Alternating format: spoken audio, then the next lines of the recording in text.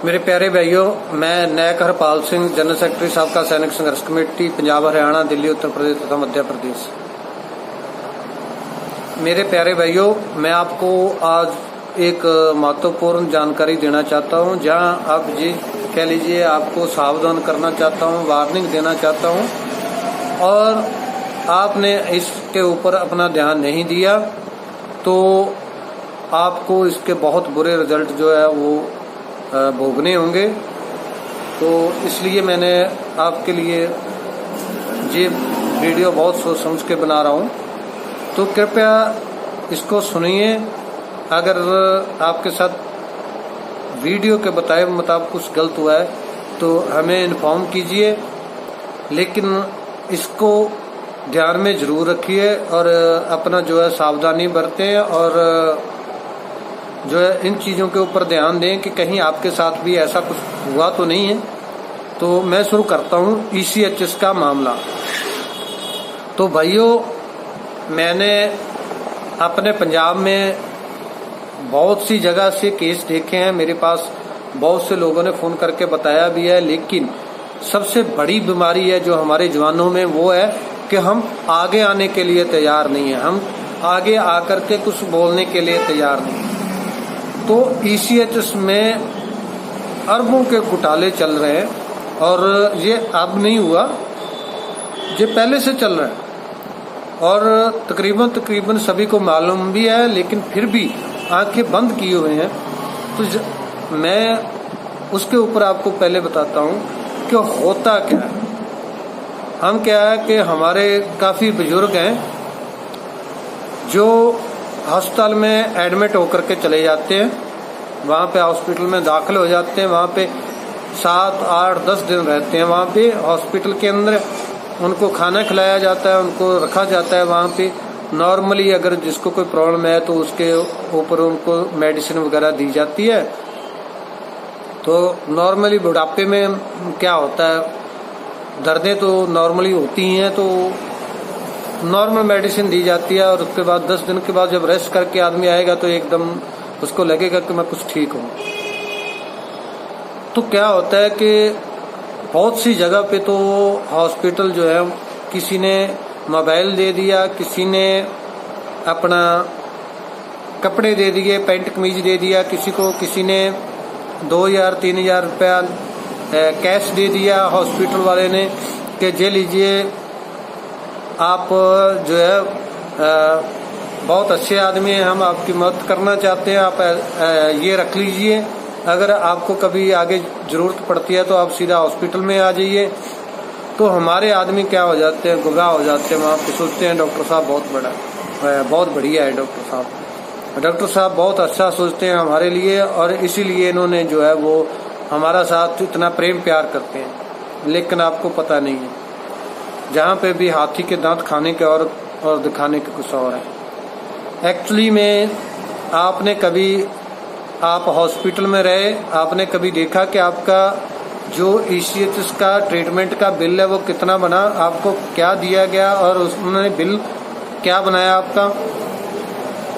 बहुत से आदमी मैंने अपना देखे हुए हैं जिनके बारे में मैं जानता भी हूँ। तो वो क्या है, कभी 1 महीने में 2-2 बार भी दाखिल हो जाते हैं हॉस्पिटल में, जबकि उनको कोई मेजर प्रॉब्लम नहीं है। बस यही है कि हॉस्पिटल वालों ने बोल दिया तो वहाँ पे जाकर के 10 दिन में रेस्ट कर लूँगा और मैं जो घुटने दर्द वगैरह होते हैं वो ठीक हो जाएंगे। एक्चुअली में होता कुछ भी नहीं है। 10 दिन घर में रेस्ट कर लोगे तो भी ठीक हो जाओगे। देते कुछ नहीं है, वहाँ पे विटामिन वगैरह दे दिए, 1 आध ग्लूकोज लगा दिया। ग्लूकोज में क्या, वो भी विटामिन ही डालते हैं। तो कभी आपको क्या ट्रीटमेंट दिया गया आपने चेक नहीं किया। आपके चेक नहीं करने की वजह से आपके साथ क्या हो सकता है वो मैं आपको बताता हूँ। मान लीजिए आप क्या सोचते हैं कि जो डॉक्टर हैं वो आपको बिल जो है वो 2 लाख का बना करके पेश करेंगे। आपका 8 दिन 10 दिन आप जितना रहते हो वहाँ पे 2 लाख का बिल बना करके सरकार के पास भेजेंगे। वो किस चीज़ का भेजेंगे, उनको भी तो कोई ट्रीटमेंट दिखाना होगा ना। तो अगर मान लीजिए आपका उन्होंने वहाँ पे दिखा दिया, आपने कौन से डॉक्यूमेंट चेक किए, उन्होंने दिखा दिया आपका कि आपको पित्त की पथरी थी, आपका जो पित्त है वो आपका उन्होंने निकाल दिया। ठीक है जी, वो निकाल दिया। वो निकाल तो आपका एक्चुअली में तो नहीं निकाला है, ग्राउंड पे नहीं निकाला है, लेकिन जो है कागजों में वो आपका निकाल के दे दिया। ठीक है, उसका बिल उन्होंने क्लेम कर लिया, आपने वहां पे हॉस्पिटल में साइन भी कर दिए। ठीक है जी, उसके बाद क्या हुआ? उसके बाद मान लीजिए 6 महीने, साल, 2 साल के बाद एक्चुअली में आपके पित्त में पथरी बन गई और आप हॉस्पिटल में एडमिट हुए, और वहां पे आपका पता चलेगा, जब जाएगा बिल तो वहां पे पता चलेगा आपका तो पित्त पहले ही निकाल रखा है, तो अभी किसका निकाल दिया भाई? अब अभी आपका वो कैसे निकाल दिया? क्या एक आदमी के अंदर 2 पित्त तो नहीं होते ना? तो क्या होगा? आपके उसके ऊपर साइन है, आपके ऊपर 420 का केस होगा। बोलेंगे कि भाई आपने या तो किसी दूसरे का ट्रीटमेंट हॉस्पिटल में करवाया है, हॉस्पिटल को भी गुमराह किया, फौज को भी गुमराह किया है, आपने गलत बेनिफिट लिया है, तो क्या होगा? केस आपके ऊपर दर्ज होगा, 420 का केस आपके ऊपर चलेगा। और जब हम कार्ड बनवाते हैं उसमें होता है कि हम अगर फ्रॉड करते हैं तो हमारा कार्ड कैंसिल जो है वो सरकार कर सकती है, तो आपके कार्ड कैंसिल होंगे। साइन तो आप करके आ गए ना। तो अभी जो है ऐसे बहुत सारे केस निकलेंगे, जैसे इंक्वायरी चलेगी ऐसे बहुत सारे केस निकलेंगे जिनके कागजों में ऑपरेशन कर रखे हैं और ग्राउंड पे कुछ नहीं हुआ।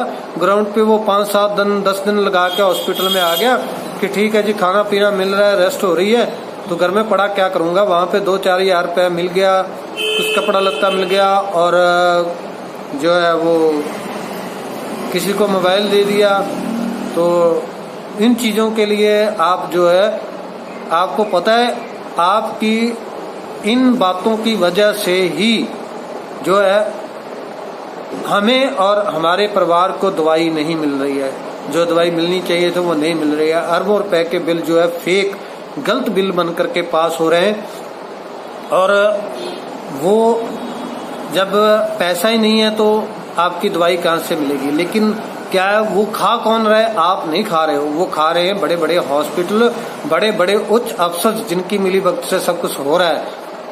आपको तो पता भी नहीं है, आप लोग तो एक छोटा सा मोहरा हो उनकी, जिनको ये भी नहीं पता है कि हमारा इस्तेमाल कहाँ हो रहा है। तो भाइयों, मैं आपको इसके बारे में आगाह करना चाहता था। आप कभी भी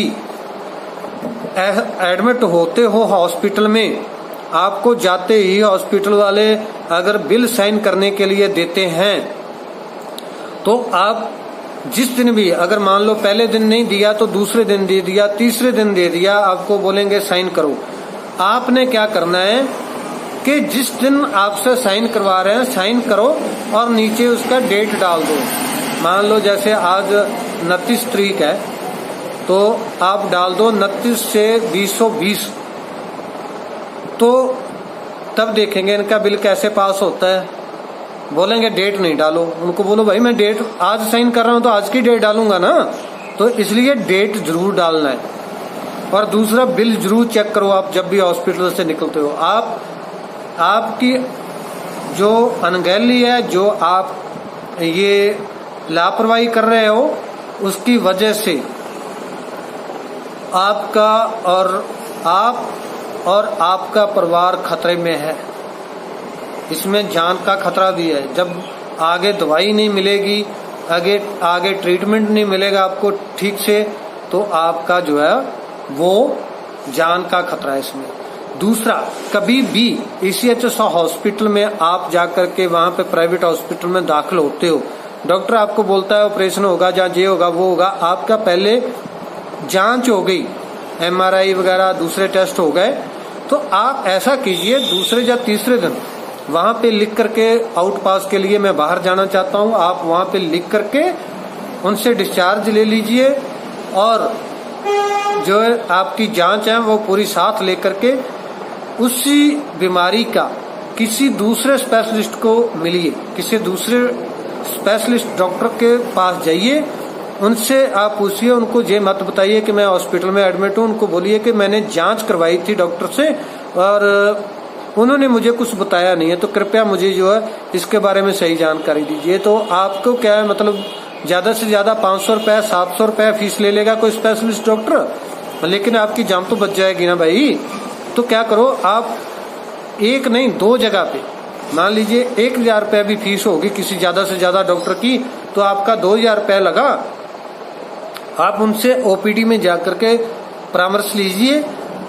अगर वो आपको बोलता है कि आपका, दोनों डॉक्टर बोलते हैं कि आपका ऑपरेशन जरूरी है, कोई और ट्रीटमेंट नहीं है, कौन सा वो ट्रीटमेंट आपको बताते हैं, फिर आप आकर के विचार कीजिए कि मुझे करवाना चाहिए नहीं करवाना चाहिए। आपको आधे केस ऐसे मिलेंगे जो ईसीएच के थ्रू, जो प्राइवेट हॉस्पिटल है, वो आपको ऑपरेशन के बारे में बता देंगे कि ऑपरेशन होगा, लेकिन आप बाहर जाकर के बात करोगे तो वो बोलेंगे कि इसमें दवाई ही काम कर जाएगी, दवाई से ही काम चल जाएगा, आपको ऑपरेशन की जरूरत नहीं है, जहाँ कोई अल्टरनेट कोई और ट्रीटमेंट बता देंगे। तो ये भाई आप बच के रहो और सावधान रहिए। बिल्कुल ये मत सोचिए कि मेरा ट्रीटमेंट फ्री है, डॉक्टर मुझे दे रहा है, तुम जो बोल रहे हैं मैं आंखें बंद करके साइन कर रहा हूँ, सरकार का पैसा जा रहा है। नहीं, पैसा आपके अकाउंट से ही जा रहा है, आपके फंड से ही जा रहा है। फिर आप जैसे अभी दवाई नहीं मिल रही तो पूरे इंडिया में लोग रो रहे हैं, तो रोएंगे ही, क्या होगा? खा रहे हैं बड़े बड़े उच्च अफसर, जबकि शिकार हो रहे हो आप खुद। तो इन बातों के ऊपर जरूर सोचिए, विचार कीजिए। अगर कोई कमेंट है जहाँ कोई आप बात इसके बारे में बताना चाहते हैं, तो हमारे नंबर ऊपर फ्लैश हो रहे हैं, तो कृपया आप उन नंबर पे हमें कमेंट कीजिए, यूट्यूब पे कमेंट कीजिए, जहाँ व्हाट्सएप पे वो नंबर ऐड करके वहाँ पे आप हमारे साथ बात कीजिए कि क्या ये बात सही है या क्या है, आपने विचार रखिए। धन्यवाद, जय हिंद। सबका चैनल में आप सबका तहे दिल से स्वागत है। आप हमारे चैनल को सब्सक्राइब बटन दबाकर सब्सक्राइब कर सकते हैं। नोटिफिकेशन घंटी दबाने से आपको हर नए वीडियो की जानकारी YouTube ऐप पर तुरंत मिल जाएगी। पूर्व सैनिकों से संबंधित सही जानकारी प्राप्त करिए। YouTube के ऐप पर घंटी दबाइए और हमारे नए निराले वीडियोस का आनंद उठाइए।